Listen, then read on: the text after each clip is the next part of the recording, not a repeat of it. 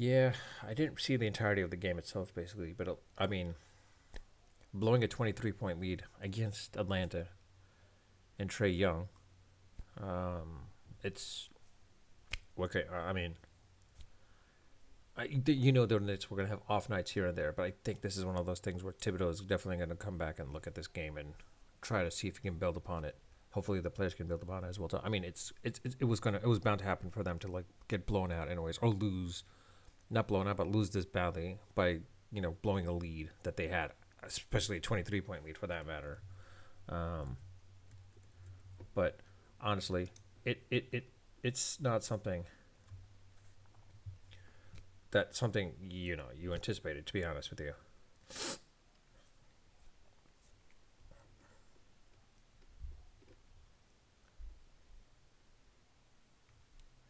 I mean, yeah, honestly,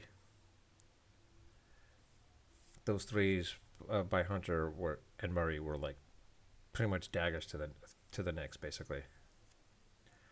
Um, I mean, honestly, it's gonna happen. So like I'm not too concerned. I mean, if this is something that they could learn from and use this as a stepping stone to move further, I would say okay. But now the question is like, what are some takeaways from this? I mean,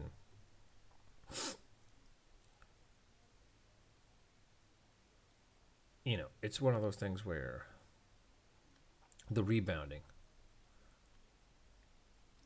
that's something I think the Knicks still have to work on considerably. And this is where you kind of miss the Oakleys or the Dennis Rodmans.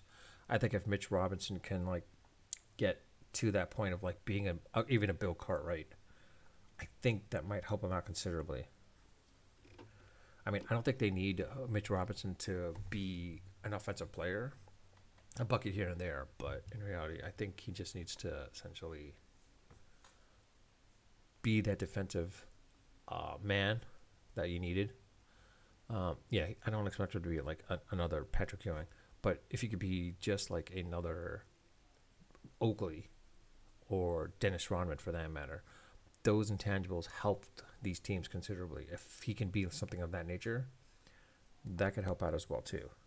Um, and then if some of the players can play good defense as well too, that could work out too. I mean, I know it's an offensive game nowadays. The way the play style is now is more about offense, but the Knicks, Pistons, twice, you know, the '80s Pistons and the 2000 Pistons show that defense does help you go a long way. If the Knicks, if any, I'm surprised there's no team that's out there that's like trying to set up to be more defensive minded than offensive.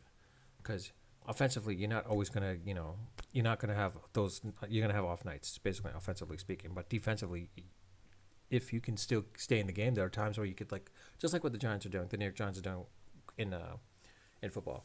You know, for the first three quarters, you don't have to be spectacular. You're not gonna take the lead or anything like that. But if you just hang in there, then try to win it in the fourth. The Knicks can do the exact almost same thing basically, but through defense. I think that could help them out in the long run as well too. Um,